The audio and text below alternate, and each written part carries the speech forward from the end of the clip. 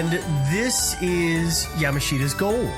Oh. So Roy's the one who told us this theory, so let's have him tell us how that possibility could have run. That there is another possibility that this could be part of Yamashita's gold. Are you familiar with Yamashita's gold? No. Yeah, I've heard a hint about Yamashita's gold. Yamashita's gold is like the accumulated gold ingots, jewelry, coinage, and similar precious and semi-precious articles, which were collected from all the official storages, banks, mines, churches, and temples, from all the inhabitants of all the Southeast Asian countries by the invading Japanese. It's the same thing that the Nazis did in Europe. You know, right, we're the conquerors, we'll have anything we want. And whereas the Nazis put everything into Swiss banks and then transferred it to South America after the war under Himmler's instructions, and then 5 years after the war died down, all the German industrialists brought the money back into the country, and you had the great economic recovery. With the Japanese, a lot of their gold, they had to leave too quickly. So, whilst the quantity and the value can only be guessed at, it is known to have been a considerable amount of money. And it was all assembled, apparently in Singapore. At the same time, they were assembling poisonous gases. Now, let's suppose, for instance, if we're talking about black ops, let's suppose that the Orang Medan was floating full of Yamashita's gold, and it was intercepted by these two ships and then blown up and sank with this wonderful spooky cover story. You know, it's a far out idea, I admit, but it's it's one. As many solutions as you can think of, you can just add to them, and somewhere in those list of solutions is the answer, but we don't know what it is because the ship has been wiped off the pages of history. It's not there. And we are now out of theories. Yes. Okay, so we've gone through quite a few theories and a lot of research that still kind of runs us into dead ends. Yeah. And that's all we've got. So this, I mean, again, it could be a black op, it could be a red herring, it could be some kind of fire, it could be some kind of hijacking with the gold. It could be totally made up. It could be totally made up. I'm kind of leaning towards that. I hate to admit it. I agree with Joe. Yeah. Talking to Roy, who is, Mr. Bait legwork over a long amount of time. He truly has. He really has, and he does this stuff constantly. And I've got to say, if I had to just give it at face value, when I first saw this, I didn't know. But after getting all of the facts, I hate to say it, I think it's fake. Very well could be, but hey, we'll leave it up to our listeners. Well, yeah, I mean, everybody's got their own take on it. Everybody sees something. I mean, I don't know what you think on this one. You know what? I think it's probably fake. I think it's interesting. There are just enough records for this to be a true mystery, right? It's plausible. It's plausible. You know, it was in this article in a fairly reputable source of the U.S. Coast Guard, this story. You know, you would kind of think that if this were just 100% fake, they wouldn't run something like that. And that was the April Fool's issue. I don't know. Yeah, right? but there's something to be said for like a story that's repeated so many times under the guise of being true that people just say, oh, it's true, so I guess we'd better get on top of it. I believe the phrase that we heard in the interview was it shoehorned itself in. It absolutely. Which is a great way to put it. Yeah, but I understand the impulse to say it's fake, but I like to root for like the underdog. I really want to say that it's real and that we don't know something. I think that something is being suppressed, that it was during the war, or right after the war. And probably somebody among our listeners, our millions of listeners, was involved in this operation if it was indeed a black op. If it wasn't a black op, maybe your grandfather was on the Silver Star. So, please contact us. Yeah. I'd also like to put it out to our listeners too. We want you all to go to our website and leave us a comment and tell us what your favorite theory is. Don't you think that's fair? I think we should listen to our listeners. I think that people as we've covered a bunch of theories, and these are pretty much just the most viable theories. I'm sure there are many more theories out there. And again, I haven't even. I'm so torn. I'm really torn on this because so many things seem plausible, and it seems like it should be real. And then this is I have to admit, guys, this is the first story that we've talked about where I've thrown up my hands and said, that's it. I'm not sure that I believe anymore. Yeah, and that's really an interesting point. We've talked about some stories where it's like, well, obviously I feel like this person is faking it, or the story has these really mundane origins and has just been built up. But I think this one in particular, there's so much hearsay. It's really easy to say, well, who knows? It's so easy to say it's just an old wives' tale. Yeah. And then it's very easy to imagine that people have, as we said, shoehorned this into the history books or not, based on whatever. I think that Roy said that he got a letter from the Dutch Navy saying, we hear you know a lot about the orangutan. We would like to know what you know, please. And it was, I think that's really indicative of this story. It's that, and that it just is perfect, because either it's the Navy saying, okay, we need to know if we need to off this guy, or it's the Navy saying, okay, this guy's presenting this story in a really straightforward, a believable way, and we don't know about it. And, so it's... Well, yeah, they wanted to find out if it was true, too. I mean, there's you recall our story about the Glomar Explorer. Yeah, and they came up with a fictitious story that Hughes Corporation was going to mine manganese nodules from the ocean floor. Which was a story, just part of a cover story. In a cover story. Part of it, just a cover story. And they actually publicized it and talked it up quite a bit, to the point that a couple of other companies actually started investing huge amounts of money in doing the same thing. I mean, they totally got punked by all this BS. And it happens to all kinds of people. It happens to news organizations and governments and everything. I don't know. So, ladies and gentlemen, if you have your own theories on this, we would love to hear about them. Mm-hmm. You can always go to our website, which is thinkingsidewayspodcast.com. Feel free to leave comments on this or any of the stories that's on there. We love to hear what the listeners have to say and what their thoughts are on the story. Tell us what your favorite theory is. We want to hear it. Yeah, you can always go ahead if you want. If you prefer to just chat with us directly, because we love doing that as well, is get a hold of us via email. So you can send us an email at thinkingsidewayspodcast@gmail.com. And we've gotten emails before, and we've corresponded with folks back and forth, and we love to do that, and we'd love to bat these things around. So if you got something in there, and if you've got a theory that's in there that we haven't done before, let us know, and we will go over it. Or heck, if you know a story that we haven't done and you'd like to hear us do, let us know. I would absolutely love to hear from you, because we have gotten some good stories in the past, and I know we're going to get some good ones in the future. Yeah. With that said, ladies and gentlemen, this ship has sailed, and we're going to wrap this one up for the night. So thank you for taking the time to listen to us. Again, we do want to give a big shout out to Roy Bainton. Roy, thank you so much for chatting with us. You really, really helped us out, and we appreciate it. And we look forward to chatting with Roy again in the future. Absolutely. We have to make that happen again. Absolutely. It was a pleasure talking to you, Roy. And by the way, after you hear the episode and you hear my outlandish new theory, just give me a call. I'm dying to know what you think. All right, ladies and gentlemen, thank you again, and we will talk to you next week. Bye. So long.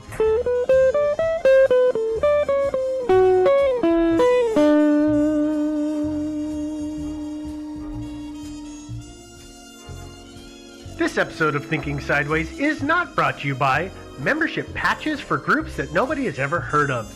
Instead, it's brought to you by CrimeCon. That's right, ladies and gentlemen. CrimeCon is happening again this year. It's on May 4th through 6th, 2018 in Nashville, Tennessee. We're going to be there, along with a whole bunch of other podcasters and really cool famous people. I'm going to let you go out to the list and look for yourself, but you know you want to go. So, if you use the... and we will see you in Nashville, boys and girls.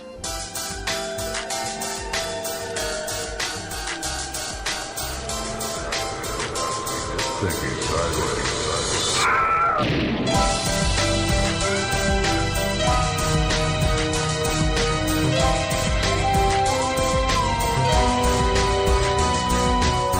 Hey guys, welcome to another episode of Thinking Sideways, the podcast. I'm Devin, joined as usual by Joe. And Steve.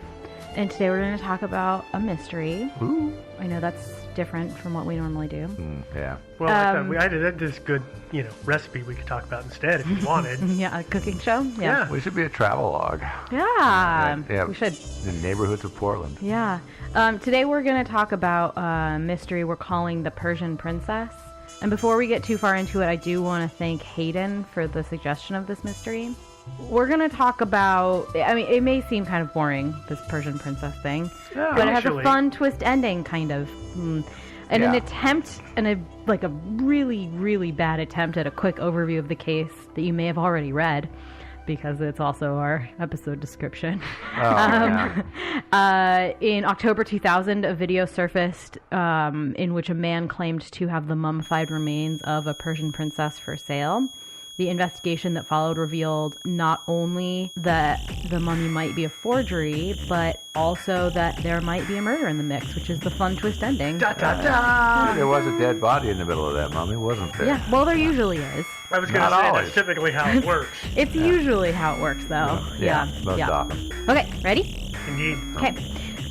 So on October 19th, 2000, a Pakistani man named Ali Akbar made a video showcasing a mummy in a gilded sarcophagus that he said he was selling for 6 million rupees, which at the time was about $11 million, which is about $16 million now, which I know is a huge difference. That's a big jump in 17 short years. Yeah. And for folks who don't know, sarcophagus is a fancy coffin. Oh, yeah. Not everybody knows. Yeah. Yeah. Oh, actually, sometimes the sarcophagus is it's like the exterior. It is. It's the exterior. It's like the super coffin they put the coffin into. Yeah. Mm-hmm. It's the fancy thing they put a fancy The thing coffin into. nesting doll. Yeah, Yeah, exactly. it is. Yeah.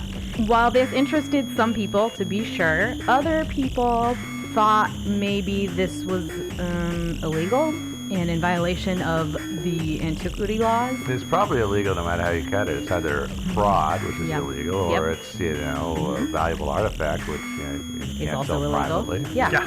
Either way, the police decided that it was a good idea to go question Akbar. When they did, he said he wasn't in actual physical possession. Instead, he was acting as like a go-between, a middleman. When the police did actually go to question him, he said that he wasn't actually in physical possession of the mummy and sarcophagus and coffin and all that stuff. Instead, it was kept at the house of a tribal leader. Wali Muhammad Riki. Yeah, thank you. Yeah, Haran. Thank you. Balochistan. Yeah, Balochistan. Yeah. You want to do that all on your own now? Or Nope, I don't. I just want to keep going. I'm really good at pronouncing some things, and I looked up a lot of stuff, and then now I'm realizing I didn't look all of it up, so sorry, everyone. It's okay. But this tribal leader lived kind of near the border of Afghanistan, so police go to question Riki, and he tells them the mummy was a gift. Of course it was. Yeah. He says the man he had gotten it from was an Iranian who said that he had found it after an earthquake in or near Quetta. Yeah. Both Akbar and Riki were charged with violations of the antiquity rules and were sentenced to 10 years in jail. And that's pretty much the end of their involvement in the story, kind of. Mostly. By name, at least. A week later, the mummy was making waves, and an archaeologist, Ahmad Hassan Dani of Islamabad's Quaid-e-Azam University. I'm so sorry. Yeah, not even a closely our third language. No, so we're struggling here. sorry. Said that the mummy seemed to be a princess, probably from about 600 BCE, which is BC. Before Christ. and all Before that Christ stuff. or Yeah. before Common Era, if we're going to use fancy terms. The mummy was wrapped in an ancient Egyptian style and rested in a gilded wooden coffin with cuneiform carvings inside of a stone sarcophagus. Cuneiform. Sounds like the real deal to me. Well, maybe.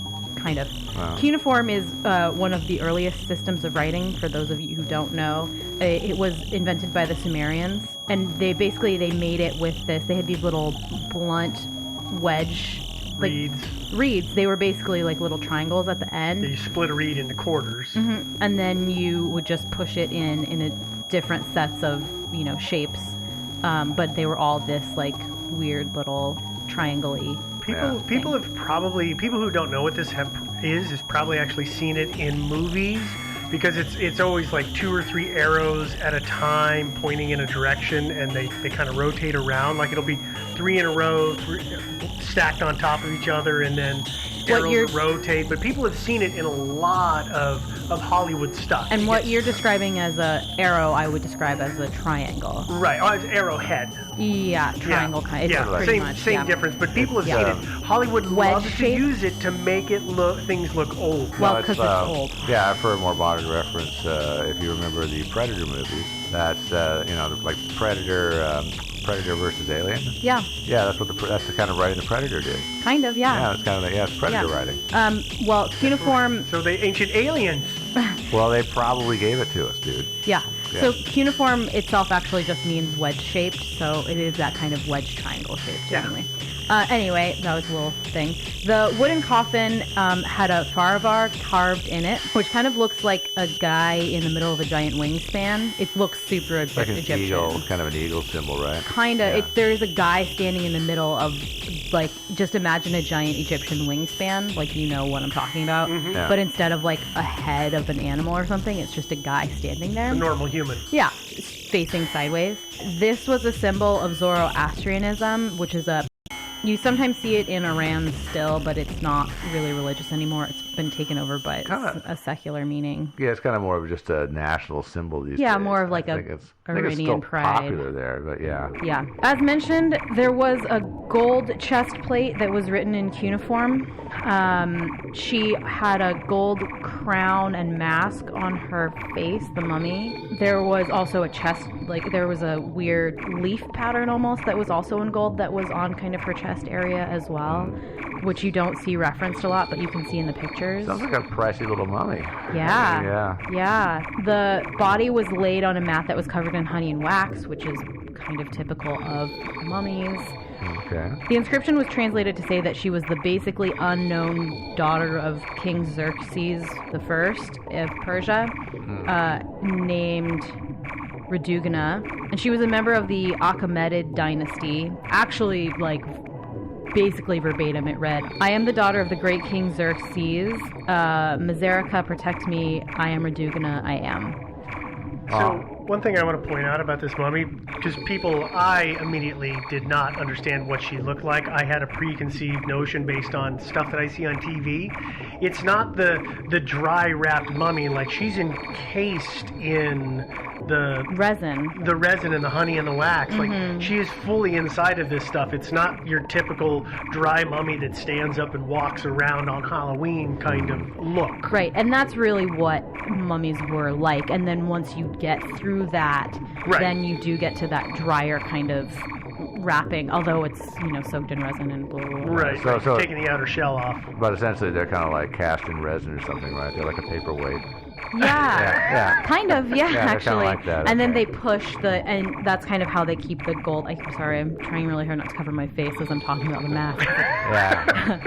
But the gold crown and the mask is kind of, it's laid on top of her, and then there's resin poured on top of that, so it stays in place. Sort of sealed in. Yeah, it's all kind of sealed in. Baked in, maybe? I think sealed. I think this kind of resin is not like a requires heat curing resin. I think it just kind of, Yeah, I've never dealt with it. So it's like honey. You know how honey just sticky. Oh, and then it kind of hardens after a while. Yeah. And it loses the tackiness. Mm-hmm. Okay. Yeah, there's probably some some sort of new age funeral home here in town that actually does mummification, so we should probably call them. If there isn't, the millennials will make it happen. Oh yeah, definitely. Yeah, like artisanal mummification or something like that. I'm sure there's going to be a little place opening up very soon here in town. Artisanal. Yeah. That's an interesting pronunciation. That's a different way than I pronounce that word. Artisanal. Yeah. Or artisanal. Or yeah. Okay. It sounds more artisanal. Yeah. That I pulled the word up suddenly and had no time to prepare myself for pronunciation. Okay, fair enough. Yeah, I guess guess I can give We'll give you a that. pass on this Yeah, one. okay. Because you've gotten everything else right so far. That's right. Yeah. So, okay, so this whole inscription thing kind of puzzled archaeologists. Actually, the whole thing puzzled archaeologists, and this is why this was such a big deal as well. So it's like puzzling